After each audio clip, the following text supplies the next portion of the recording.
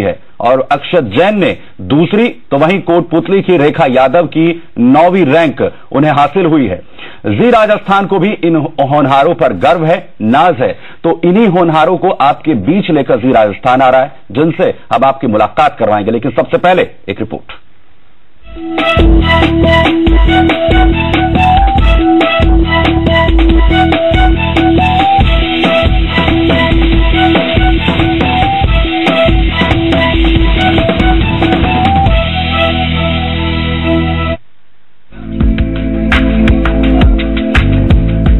देश की सबसे प्रतिष्ठित सिविल सेवा परीक्षा के नतीजे जारी हो चुके हैं। इस बार यूपीएससी में राजस्थान का डंका बजा है। राजस्थान के कनिष्क कटारिया ने प्रथम स्थान हासिल किया है। कनिष्क आईआईटी बॉम्बे से कंप्यूटर साइंस में इंजीनियरिंग कर चुके हैं। ये सावरमल वर्मा के बेटे हैं। काफी अच्छा लग रहा है एंड एक्सपेक्ट नहीं कर रहा था मैं फर्स्ट अटेम्प्ट में फर्स्ट रैंक आ पाएगी मेरी, एंड रिजल्ट ऐसा है तो काफी खुशी हो रही है। काफी चैलेंजेस भी रहे हैं बट मेरे 2-3 फ्रेंड्स हैं जिनकी मदद से मैंने अपनी स्ट्रेटेजी डेवलप करी एंड उसके थ्रू मैंने स्टडी करी थी। वहीं बेटे की इतनी बड़ी उपलब्धि से कनिष्क के परिजन बेहद खुश हैं।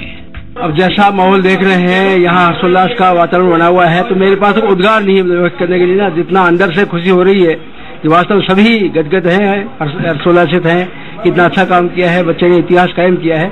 निश्चित ही जो कनिष्क है बधाई का पात्र है, जो इसने मेहनत की है, रिजल्ट मिला है। और मैं क्या कहूँ, इतना खुशी हो रही है कि इसमें कुछ बयान नहीं किया जा सकता। अच्छा लग रहा है, बहुत अच्छा लग रहा है। बच्चे ने मेहनत की है, उसकी रंग लाई है और ये सब बाकी सबके आशीर्वाद का फल है और भगवान की मर्जी। बचपन से कैसा रहा है ये? बचपन से ही टॉपर रहा है, शुरू से ही इसके 100% आती थी, तो मुझे यकीन था कि कर लेगा पहली बार में। लेकिन ये फर्स्ट रैंक आएगी, इसके लिए थोड़ा ऐसा था कि भाई पता नहीं आएगी कि नहीं आएगी, लेकिन भगवान की देन। वहीं आईपीएस डीसी जैन के बेटे अक्षत जैन ने ऑल इंडिया में दूसरी रैंक हासिल की है, जबकि अजमेर के किशनगढ़ के श्रेयांश कुमार ने चौथी रैंक हासिल कर साबित कर दिया कि मरुधरा के युवाओं का कोई मुकाबला नहीं है। मेरा अभी जस्ट 4th रैंक आया है यूपीएससी में। इसके लिए मैं अपने परिवार, दादा दादी, पापा मम्मी, बहन और सभी को बहुत बहुत धन्यवाद देना चाहता हूँ कि उन्होंने सपोर्ट किया एकदम। इसके अलावा धौलपुर के शिवम वर्मा ने 474वीं रैंक हासिल की है। सिविल परीक्षा में सिर्फ मरुधरा के बेटे ही नहीं बल्कि बेटियों ने भी कमाल किया है। कोटपुतली की रेखा यादव ने ऑल इंडिया में 9वीं रैंक हासिल की है। ब्यूरो रिपोर्ट, जी मीडिया। तो जाहिर है यूपीएससी की सिविल सर्विसेज के लिए यह एग्जाम सबसे ज्यादा प्रतिष्ठित माना जाता है। इसके लिए बड़ी संख्या में जो परीक्षार्थी हैं वो अपना एग्जाम देते हैं, सपना देखते हैं, लेकिन उसमें से कुछ नहीं, कुछ चंद कहा जाएगा, चंद जो लोग हैं उन्हीं का सपना जो है पूरा होता है। लेकिन इस बार अगर प्रदेश की बात कर रहे हैं तो सिर्फ कनिष्क कटारिया ही नहीं, अक्षत जैन ही नहीं, ऐसे टॉप 10 में 4 परीक्षार्थी हैं जिन्होंने प्रदेश का नाम रोशन किया है। और इसके अलावा प्रदेश के 10 होनहार हैं जिन्होंने इस प्रतिष्ठित एग्जाम को क्लियर किया है और प्रदेश का नाम रोशन किया है। जाहिर है आईएएस की परीक्षा, जिसे आम भाषा में सिविल सर्विस की परीक्षा को कहा जाता है, इसके लिए बड़ी संख्या में लोग मेहनत करते हैं, अलग अलग स्ट्रैटेजी अपनाते हैं और इसमें जिसकी स्ट्रैटेजी, जिसकी प्लानिंग, जिसका टाइम मैनेजमेंट सबसे बेहतर हो वो ही कामयाबी के शिखर तक पहुंच पाता है। आखिर वो कौन से टिप्स हैं, आखिर वो कौन सी स्ट्रैटेजी है, आखिर वो कौन सी कोशिश है जिसके जरिए, इस अटेम्प्ट के जरिए इस परीक्षा को पास किया जा सके, इस परीक्षा को पूरी तरीके से सफलता के साथ, जिस तरीके से कनिष्क कटारिया ने, अक्षत जैन ने मुकाम हासिल किया है वो हासिल किया जा सके। ये तमाम चीजें आज हम टॉपर से ही समझने की कोशिश करेंगे। हम उन्हें इस प्रोग्राम में लेकर आए हैं, खास उन तमाम परीक्षार्थियों के लिए जो सपना देख रहे हैं, जो यूपीएससी का एग्जाम देना चाहते हैं, सिविल सर्विस का एग्जाम देना चाहते हैं, देश की जो सेवा है इस परीक्षा के जरिए करना चाहते हैं, इस पद पर जो है पहुंचना चाहते हैं, जिससे कि आप वो तमाम टिप्स हासिल कर सकें, आप भी जान सकें आखिर क्या है कनिष्क कटारिया की सफलता का राज, आखिर कैसे अक्षत जैन ने इस मुश्किल एग्जाम को आसान बनाया, आखिर कैसे उन्होंने अपनी जो तैयारी है वो यहां पर की, कैसे उन्होंने अपने जो पेपर्स हैं, जो एग्जाम है उसके अंदर सब्जेक्ट्स को चुना और क्या कुछ उनकी प्लानिंग रही। और साथ ही क्योंकि इस एग्जाम की सबसे खास बात यह है कि ना सिर्फ शहरी इलाकों से बल्कि जो जो ग्रामीण पृष्ठभूमि के लोग हैं वो भी बेहतर कर दिखाते हैं। उनकी आखिर किस तरीके की प्लानिंग होती है, रिमोट एरियाज में अगर आप हैं, वो परीक्षार्थी अगर हैं, तो उन्हें किस तरीके से तैयारी करनी है, और साथ ही साथ जो कोचिंग सेंटर्स के अंदर बच्चे तैयारी कर रहे हैं उसमें कोचिंग सेंटर की आखिर कितनी भूमिका होती है, कितना महत्वपूर्ण रहता है किसी भी कोचिंग सेंटर का उनकी सफलता के अंदर योगदान। तो ये वो तमाम चीजें हैं जिसे आज हम आपके सामने लेकर आए हैं, क्योंकि अगर यूपीएससी की इस एग्जाम की हम बात कर रहे हैं तो सीधे तौर पर अगर किसी के भी सामने इसका जिक्र किया जाता है या किसी परीक्षार्थी से उसके बारे में पूछा जाता है तो कहा जाता है कि ये बेहद मुश्किल एग्जाम है, इसे पास कर पाना हर किसी के बस की बात नहीं है। तो आखिर वो तमाम होनहार जो टॉपर्स कहलाते हैं वो आखिर क्या करते हैं, वो किस प्लानिंग के साथ जो है आगे बढ़ते हैं, उनका आखिर वो कौन सा सफलता का सक्सेस फैक्टर है, सफलता का वो मंत्र है, वो आज समझने की जो है जरूरत है। और हम कोशिश ये कर रहे हैं कि आज आपके सामने इन्हीं टॉपर्स से उन्हीं की जबानी बताएं कि उन्होंने आखिर कब इस यूपीएससी के प्रतिष्ठित एग्जाम के बारे में, सिविल सर्विस के बारे में, आईएएस के बारे में सोचा और क्या कुछ उन्होंने टिप्स जो है यहां पर अपनाए और कैसे इसकी शुरुआत यहां पर की। तो शुरुआत हम यहां पर कर रहे हैं, हमारे साथ जो है कनिष्क कटारिया जिन्होंने टॉप किया है ऑल इंडिया, वो हमारे साथ यहां पर हैं, और साथ ही साथ अक्षत जैन जो हमारे साथ यहां पर जुड़ रहे हैं, सेकंड रैंक इन्होंने जो है यहां पर हासिल किया। आप दोनों का बहुत बहुत स्वागत है और सबसे पहले आप दोनों को बहुत बधाई। और शुरुआत जो है कनिष्क आपसे, आपको का जो मुस्कुराता हुआ चेहरा है लगातार हम देख रहे हैं और आपके परिवार की जो खुशी है वो किस तरीके से सामने आ रही है। जाहिर है कि देश के सबसे प्रतिष्ठित एग्जाम को आपने क्लियर किया, आप कैसा महसूस कर रहे हैं। और सबसे मुश्किल जो सवाल है इस वक्त जो हर किसी परीक्षार्थी के जहन में होता है, वाकई सिविल का एग्जाम जो इतना टफ होता है? जी काफ़ी अच्छा महसूस हो रहा है अभी तो, एंड एग्जामिनेशन डेफिनेटली काफ़ी टफ होता है एंड मुझे एक्सपेक्टेशन नहीं थी कि I will be able to clear in first attempt and इतनी अच्छी रैंक भी आ पाएगी। तो काफ़ी सरप्राइज हूँ मैं कल रात से, अभी तक वो पूरी फीलिंग सिंक इन नहीं हुई है कि एग्जामिनेशन टॉप किया है मैंने। तो अभी बिलीव नहीं कर पा रहे हैं कि वाकई मेरा ऑल इंडिया रैंक जो है वो नंबर 1 आया है? जी जी। चलिए अक्षत, आपने सेकंड रैंक हासिल की है, कैसा महसूस कर रहे हैं और क्या लगता था कि आप जो है सेकंड रैंक हासिल कर सकते हैं और इस प्रतिष्ठित एग्जाम में इतना अच्छा परफॉर्म जो है कर सकते हैं? और आपका कौन सा अटेम्प्ट था? ये मेरा दूसरा अटेम्प्ट था जी। और जो है महसूस जो आप कह रहे हैं फीलिंग, वो तो सही में एकदम ऐसा लग रहा है कि कोई अलग ही जिंदगी चल रही है अभी पिछले दिन से, और बिल्कुल ही एक्सपेक्ट नहीं किया था। ये जरूर है कि लिस्ट में कहीं ना कहीं नाम एक्सपेक्ट कर रहा था, बट मुझे नहीं लगता कोई भी ऐसा स्टूडेंट होगा जो ये सोचता होगा कि उसकी जो है टॉप 5 में आ जाएगी, फर्स्ट सेकंड आ जाएगी। तो सही में एकदम ही out of this world feeling है और बहुत अच्छा लग रहा है। बिल्कुल, और ये जाहिर है किसी को उम्मीद नहीं होती है कि देश के सबसे प्रतिष्ठित एग्जाम में आप नंबर 1 या टॉपर की श्रेणी में जो है आप आ जाएंगे। कनिष्क इसीलिए क्योंकि हमारे पास सबसे ज्यादा डिमांड ये आ रही थी कि आप जो है हमें मुलाकात करवाएं इन टॉपर से, आखिर इनकी क्या स्ट्रैटेजी होती है, खासकर वो तमाम परीक्षार्थी जो इसके लिए अब अपना सपना देखते हैं इस परीक्षा को लेकर, वो जानना चाहते हैं कि आप लोगों की आखिर क्या कुछ स्ट्रैटेजी जो है वो रही, आप लोगों ने कौन से टिप्स जो है अपनाए, आपने तैयारी किस तरीके से शुरुआत की? कनिष्क जी, मेरा हमेशा से बहुत सिंपल फिलॉसफी रही है कि मुझे मेरा बेस्ट देना है एंड मुझे मेरा हार्ड वर्क करना है and I have to follow my own processes. मैं कोशिश करता था, जनरली एक क्लीशे डायलॉग है, कंट्रोल द कंट्रोलेबल्स, तो मेरा वही फोकस रहता था कि जो भी चीजें मेरे नियंत्रण में है उसको मैं अच्छे से कर सकूं। अगर मैं उसमें सक्सीड कर पाऊंगा तो डेफिनेटली मेरा रिजल्ट अच्छा आएगा, एंड जो बाकी के एक्सटर्नल फैक्टर्स होते हैं उसे मुझे इग्नोर करके अपने लक्ष्य पे फोकस करना ज्यादा जरूरी है। एंड मैंने खुशकिस्मती है मेरी कि मैं वो कर पाया एंड उसी के बदौलत मुझे इतनी अच्छी रैंक मिली। अक्षत, आपने क्या स्ट्रैटेजी जो है अपनाई और आपके जहन में ये कब आया कि आपको जो है सिविल के लिए तैयारी करनी है, सिविल सर्विसेज में जो है आपको जाना है, और वो कौन से आपकी जो है स्ट्रैटेजी के सक्सेस फैक्टर्स रहे कि आज आप जो है सेकंड टॉपर जो है बने हैं?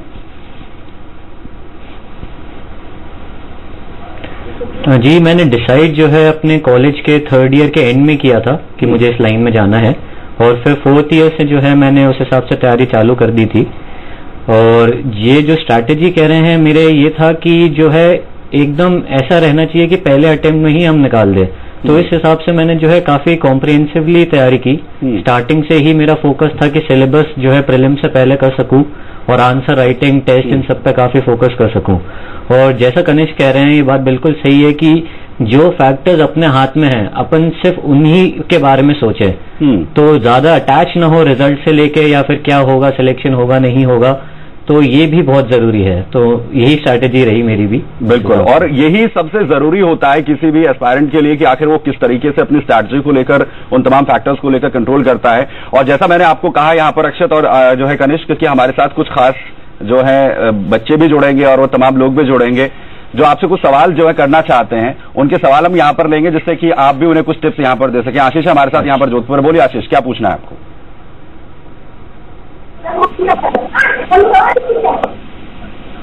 आशीष जी बोलिए। जी सर, कांग्रेचुलेशन होगा बस। जी अनिल जैन जोधपुर से। जी बोलिए आशीष, क्या पूछना है आपको? Thank you. चलिए, अब आशीष के पास जो है उनके सही तरीके से कम्युनिकेट नहीं कर पा रहे हैं। अपने तमाम हम कॉलर्स को पहले ये कहना चाहेंगे कि अपने टीवी के माध्यम से हमसे बात ना करें, फोन के जरिए अपना जो है सवाल पूछें, जिससे सही तरीके से आपका सवाल जो है कनिष्क तक और अक्षत तक पहुंचेगा। आखिर आप कौन से टिप्स जानना चाहते हैं, आखिर क्या जो है सिविल सर्विस के बारे में पूछना चाहते हैं, इन दोनों ही टॉपर से उन तमाम सवालों के जवाब जो है हम आपके तमाम सवालों के जवाब देने की कोशिश करेंगे और इनसे ही जानने की कोशिश करेंगे। और मैं आपके पास आ रहा हूं अक्षत, आखिर जो मैंने पूछा यहाँ पर कनिष्क से, आपको भी लगता था आपने जब ग्रेजुएशन के फाइनल ईयर में ये चूज किया, ये समझा कि मुझे सिविल सर्विसेज में जाना है कि आईएएस जो है वो बेहद मुश्किल एग्जाम है और एक जो फैक्टर रहता है कि नहीं ये सब क्लियर भी हो सकता है, नहीं भी हो सकता है, इस तरीके की सिचुएशंस आपके भी माइंड में आई थी? क्योंकि ज्यादातर जो परीक्षार्थी होते हैं उनके जहन में कहीं ना कहीं यही असमंजस की स्थिति बनी रहती है। जी, ये चीज मेरे दिमाग में भी आई थी और ये चीज जो है मुझे होल्ड बैक भी कर रही थी एक समय पे कि जो सक्सेस रेट है आईएएस बनने का खासकर वो बहुत बहुत कम रहता है और मेहनत बहुत ज्यादा लगती है। तो ये भी मेरे दिमाग में था कि क्या एक अच्छी वाली नौकरी को छोड़ के क्या यहाँ जाना वर्थ इट है, क्या हो पाएगा नहीं हो पाएगा। बट फिर जब मैंने एक बार दिमाग बना लिया कि भाई ऐसा ना हो आगे जाके रिग्रेट हो कि मैं कभी इस चीज के मैंने ट्राई नहीं किया जो मैं असली में चाहता था, तो जैसे ही मैंने वो दिमाग में रखी बात, उसके बाद मैंने कभी नहीं सोचा कि बनेंगे नहीं बनेंगे। उसके बाद यही था कि अपनी मेहनत करते रहेंगे और मुझे लगा कि ये एग्जाम ऐसा है कि अगर आप स्ट्रैटेजी सही पकड़ लें तो सक्सेस आ सकती है इसमें। अभी नहीं बट आएगी, कभी ना कभी जरूर आएगी। तो उस हिसाब से फिर मैं कभी रिजल्ट के बारे में नहीं सोचता था और अपनी मेहनत करता रहता था। जी, तो लगातार कंसिस्टेंसी जो है वो ही सक्सेस फैक्टर में से एक इम्पॉर्टेंट पॉइंट है। हमारे साथ हरियाणा से जुड़ रहे हैं यहाँ पर खुशवंत। खुशवंत पूछिए, आपका क्या सवाल है? हेलो सर, मैं +2 में हूँ अभी जी, और मैं अभी से आईएएस की तैयारी शुरू कर रहा हूँ। ओके। और मैंने अभी से एनसीईआरटी की बुक्स पढ़नी शुरू कर दी सर। और साथ में मैं चाहता हूँ कि और मैं इसके साथ क्या करूँ कि मुझे आईएएस बनने में इजी, मतलब कि इसको मैं अचीव कर सकूँ। जी करिश, इसका अगर आप जवाब दें।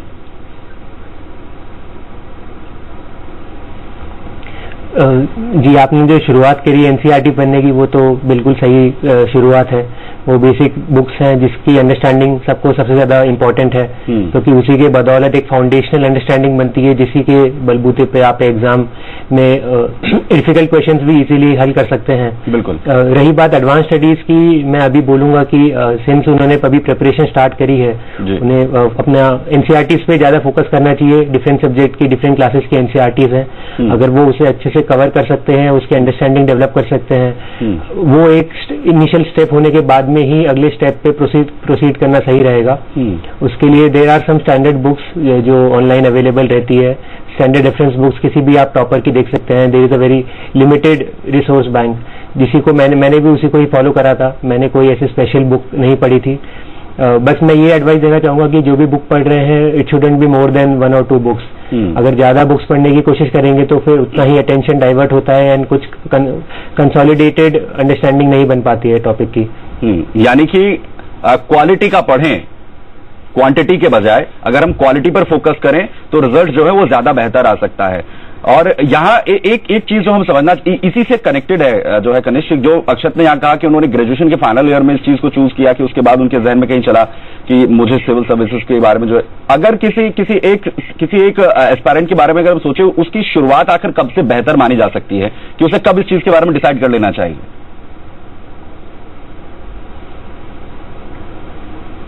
जी, मैंने काफी एग्जांपल देखे हैं जिसमें ओवर द इयर्स स्टूडेंट्स, सब किसी ने 11th क्लास में स्टार्ट कर दिया, किसी ने कॉलेज में स्टार्ट करा है, किसी ने आफ्टर जॉब स्टार्ट करा है, ड्यूरिंग जॉब स्टार्ट करा है। तो I don't think there is a specific time which is the best time कि यहाँ पे स्टार्ट करना चाहिए।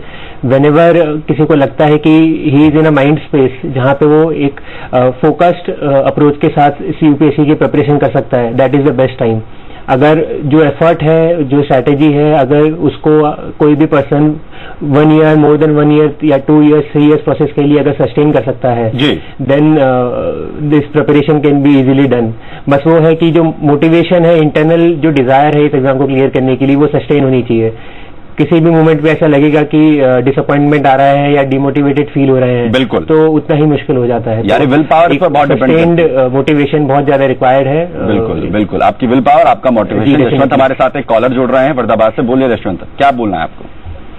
हाँ सर जी, मैं ये जानना चाह रहा हूँ कि जो IAS जो टॉपर किया जो कनेक्ट में जी, तो मैं इस बारे में जानना चाह रहा हूँ कि मतलब इन्होंने या तो कोचिंग ली है या 2017 से दिखा रहे हैं कि मैंने कैसे तैयारी की है, इसके बारे में मतलब मुझे जानकारी चाहिए थी। ठीक, मतलब इस हिसाब से मतलब आप ये जानना चाहते हैं कि कोचिंग का फैक्टर जो है वो रहा है उनकी सफलता में या नहीं रहा है? कनिष्क और अक्षत, आप बारी बारी से इसका जवाब दें। पहले कनिष्क आप बताइए।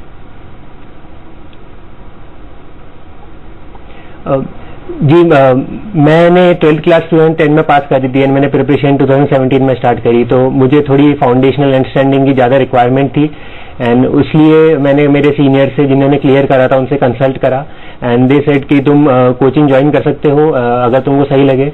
इसलिए मैंने दिल्ली में वाजीराम में कोचिंग करी थी for 7-8 months for my foundational understanding. जब वो कंप्लीट हो गई थी उसके बाद में फिर मैंने घर पे सेल्फ स्टडीज करी विद दी ऑनलाइन रिसोर्सेज जो भी अवेलेबल है, उसके थ्रू फिर मैंने खुद के नोट्स डेवलप करे एंड उसी के थ्रू मैंने फिर प्रीलिम्स एंड मेंस एग्जामिनेशन दिया था।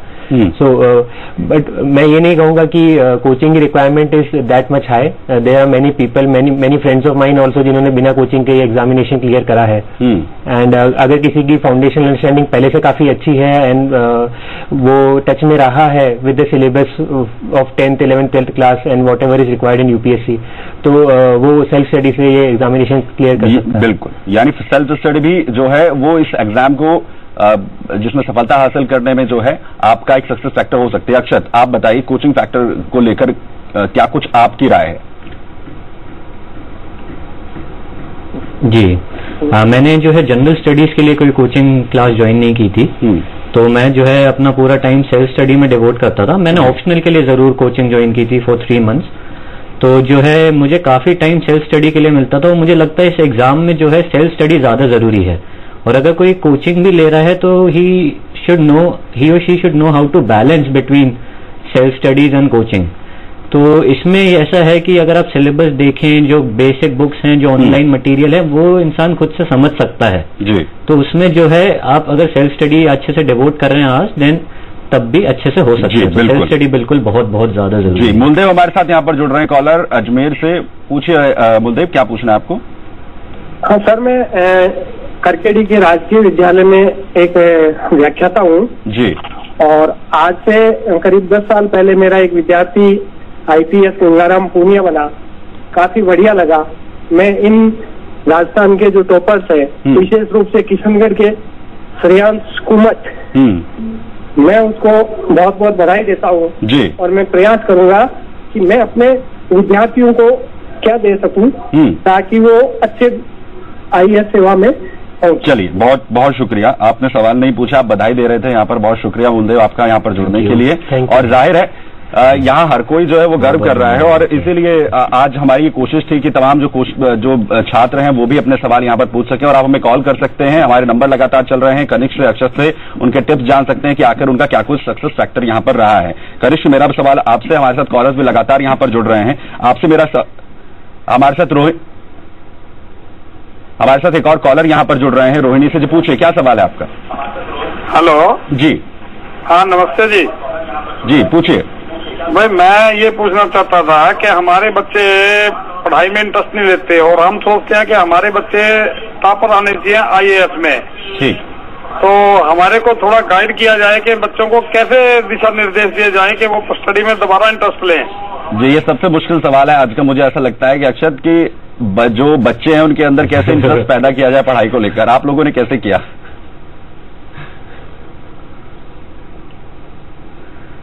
सर देखिए, ये तो हर स्टूडेंट का अपना अपना इंटरेस्ट रहता है और ये है कि हाँ, माता पिता का भी काफी रोल रहता है पढ़ाई को लेके मोटिवेट करने में।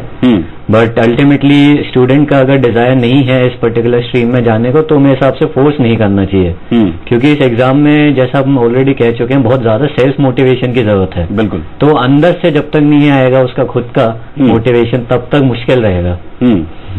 यानी सेल्फ मोटिवेशन होना बेहद जरूरी है। कोई और सिर्फ इसी फील्ड के लिए नहीं, शायद किसी भी फील्ड के लिए आप किसी को प्रेशराइज अगर करेंगे तो शायद वो उतना बेहतर उसमें नहीं कर पाएगा। हर चीज के लिए। बिल्कुल। और इसके अलग अलग लेवल्स हैं जो है कनिष्क, चाहे आप फोर्स किसी को नहीं कर सकते। बिल्कुल, फोर्स आप किसी को नहीं कर सकते हैं। इसके अलग अलग लेवल्स हैं। अगर इस एग्जाम की हम बात कर रहे हैं, चाहे प्री की या मेन या फिर जो है आपका इंटरव्यू, हर जो है पॉइंट के लिए या हर लेवल के लिए अलग तरीके की स्ट्रैटेजी होती है।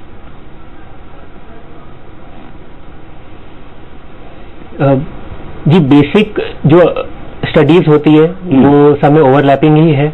जो बेसिक फाउंडेशन अंडरस्टैंडिंग है, प्रिंसिपल्स हैं, वो तो सबके लिए पढ़ना है। देन प्रीलिम्स के लिए फिर थोड़ा फैक्चुअल नॉलेज इंपॉर्टेंट हो जाती है क्योंकि क्वेश्चंस करंट अफेयर से आ जाते हैं एंड उसका आंसर करना पड़ता है। मेंस के अंदर थोड़ी एनालिटिकल अंडरस्टैंडिंग ज्यादा होनी चाहिए बिकॉज उसमें आपको क्रिटिकली किसी स्टेटमेंट को पढ़ना है, उसके नेगेटिव पॉजिटिव सब कुछ एनालाइज करके आंसर करने हैं। उसके अंदर राइटिंग कंपोनेंट भी बहुत ज्यादा इंपॉर्टेंट होता है कि आप कैसे आंसर लिख रहे हैं, टाइम पे आप आंसर कंप्लीट कर पा रहे हैं, क्योंकि 3 घंटे में 20 क्वेश्चन आंसर करना बहुत ज्यादा डिफिकल्ट होता है। एंड पर्सनैलिटी टेस्ट जो होता है दैट इज कम्प्लीटली डिफरेंट। उसमें जितना मेरी अंडरस्टैंडिंग थी कि वहां पे नॉलेज से ज्यादा लोग पर्सनैलिटी को देखते थे। एंड जहां भी मैंने मॉक्स दिए थे या जिन भी लोगों से मैंने बात करी थी, सभी ने यही बोला था कि तुम अपनी फैक्चुअल अंडरस्टैंडिंग से ज्यादा तुम कोशिश करो कि तुम एक अच्छा एक कंसाइज आंसर दे पा रहे हो जिसमें मेरी पर्सनैलिटी भी सामने दिख पाए। बिल्कुल, यानी आपको अपनी पर्सनैलिटी डेवलपमेंट पर भी और अपने क्वेश्चंस के जो आंसर्स आप दे रहे हैं उन तमाम चीजों पर कहीं ना कहीं फोकस करना पड़ता है। एक और कॉलर हमारे साथ यहाँ पर जुड़ रहा है, आदर्श छतरपुर से। पूछिए आदर्श, क्या पूछना है आपको? हेलो सर, मेरा क्वेश्चन है, मैं पूछता हूँ कि मैं IAS बनूं, लेकिन 2-3 दिन बाद या लोग उसमें बात करके मुझे ऐसा लगता है, वो लोग कहते हैं कि IAS बनना उसको कठिन परीक्षा है, इसमें निकलना बहुत डिफिकल्ट है, तुमको ये नहीं करना चाहिए। अगर कोई डीमोटिवेट कर रहा है तो अक्षत क्या करें? देखिए, मेरा ये मानना है कि अगर आपको कोई डीमोटिवेट कर रहा है, कोई नेगेटिविटी डाल रहा है, तो ऐसे लोगों से आप दूर रहें। अगर आप खुद करना चाहते हैं, आपके दिमाग में एकदम ये बात तय है कि आपको यही सर्विस में जाना है, इसी लाइन में जाना है, तो फिर आप जो है अपने आप को ऐसे लोगों से सराउंड कीजिए जो आपको ये पॉजिटिविटी दें। क्योंकि इस एग्जाम में आपके दोस्तों का, आपके परिवार वालों का सपोर्ट बहुत जरूरी है। तो जो आपको डीमोटिवेट कर रहा है, आप जो है उनको या तो स्माइल करके इग्नोर मार दीजिए या फिर जो है आप ऐसे लोगों से दूर हो जाएं। ठीक। अगर आपके दिमाग में ये बात तय है और आपको अंदर से करना है तो प्लीज गो फॉर इट। बिल्कुल। एक और कॉलर हमारे साथ यहाँ पर जुड़ रही है, रिया दिल्ली से। पूछिए रिया। Congratulations to both of you, Kanishk and Akshat Jain. Ji. Sir, actually I am also UPSC aspirant. So I want to ask the last 2 month strategy क्या होनी चाहिए बच्चों की? बताइए कनिष्क, लास्ट पॉइंट स्ट्रैटेजी क्या हो? जी, कौन सी स्टेज के लिए? हर स्टेज पे डिपेंड करता है कि आप प्रीलिम्स दे रहे हैं या मेंस दे रहे हैं, उस पर डिपेंड करता है। सपोज अगर हम मेंस के लिए कर रहे हैं, क्योंकि लास्ट में आकर उसी पर रह जाता है, तो अगर मेंस के लिए अगर कोई एस्पायरेंट तैयारी कर रहा है तो आखिर जो 2 मंथ स्ट्रैटेजी है वो क्या है? जी, मेरे लिए काफी डिफिकल्ट था मेंस के टाइम पे प्रिपरेशन करना, क्योंकि फर्स्ट टाइम प्रिपेयर करते वक्त there is a lot of syllabus to be covered and मेरा ऑप्शन भी मैथमेटिक्स था जिसके अंदर already there is a very vast syllabus जो कवर करना होता है। तो मेरे लिए personally it was very hectic process, but मेरी कोशिश ये थी कि मैं जो भी इंपॉर्टेंट सिलेबस में कीवर्ड्स दे गए हैं उनके ऊपर मेरी अंडरस्टैंडिंग हो and I have some few points to right about them. And जब एग्जाम में 3 या 4 दिन बचे थे तब मैंने आंसर राइटिंग वगैरह सब एकदम बंद कर दिया था। मेरा फोकस था कि जो भी मैंने पढ़ा है उसको मैं जितनी बार हो सके रिवाइज कर सकूं, क्योंकि जब मैंने मल्टीपल टाइम टेस्ट दिए थे तो मेरे को लग रहा था कि जितना अपन ज्यादा पढ़ते हैं कई बार उतना मुश्किल हो जाता है उसको एक अच्छे आंसर में कन्वर्ट करना, क्योंकि इतनी नॉलेज ब्रेन में होती है कि उसको टाइमली प्रोसेस करके आंसर में कन्वर्ट करना it's a very difficult process.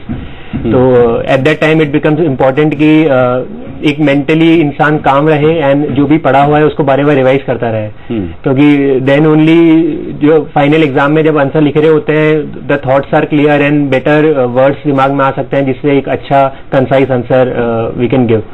चलिए, जोधपुर से एक और कॉलर हमारे साथ यहाँ पर जुड़ रहे हैं जी, पूछिए आपका क्या सवाल है। हेलो जी, सुन पा रहे हैं आप हमें? पूछिए। हाँ, कनिक जी और अक्षत जी को बहुत बहुत बधाई मेरी तरफ से। जोधपुर से भूपेंद्र बोल रहा हूँ सर।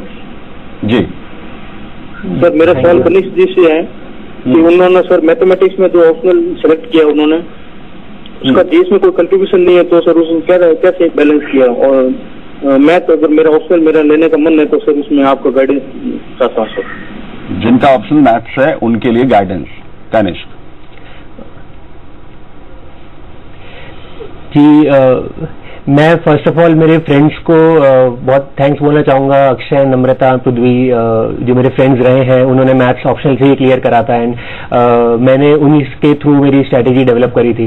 एंड मेरे दिमाग में when I started the process एक चीज क्लियर थी कि optional is a very important element in clearing examination and maths इतना इंपॉर्टेंट ऑप्शनल है कि उसको अगर मैं अच्छे से कवर कर पाऊं तो मेरे को थोड़ी एडवांटेज हो सकती है जो मैं जीएस में लूज कर सकता हूं। तो मैंने जब जून में प्रोसेस स्टार्ट करा था मेरा, तो मेरी एम यही था कि मैं 80% मेरा मैथ्स का सिलेबस अक्टूबर या नवंबर तक फिनिश कर सकूं। वैसे बहुत मुश्किल होता है क्योंकि generally it take 7 to 8 months to cover mathematics syllabus, but मैं डेली मतलब मैंने जीएस एकदम उस वक्त बहुत लिमिटेड टाइम डिवोट करके फुल फोकस मेरा मैथ्स पे डाला फॉर 4.5 months, जिसके बदौलत मेरे 80% सिलेबस कवर हो पाया।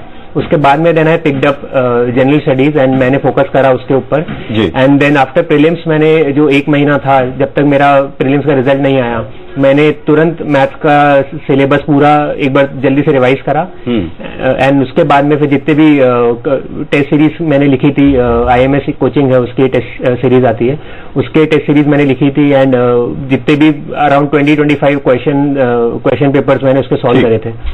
तो that was my basic strategy for mathematics. यानी ये कहा जा सकता है कि आपने जो पढ़ा है उसके बाद में मैं जीएस पे भी फोकस कर रहा था। यानी आपने जो पढ़ा है आप उसे किस तरीके से रिवाइज करते हैं, आप किस तरीके से उसे अपने माइंड में स्टोर करते हैं, और टाइम मैनेजमेंट उसमें जो है सक्सेस फैक्टर जो है बेहद इंपॉर्टेंट रोल अदा करता है।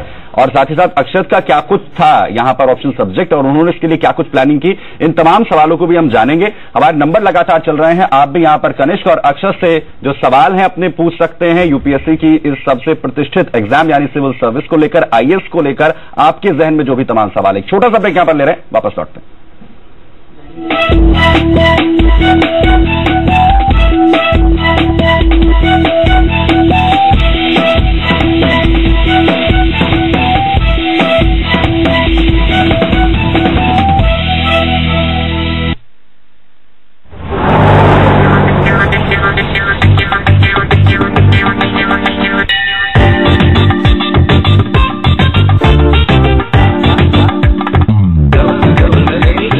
इंडिया में ना बड़े दिल वालों की कोई कमी नहीं, इसलिए लंबी सीट वाली टीवीएस स्पोर्ट माइलेज का बात।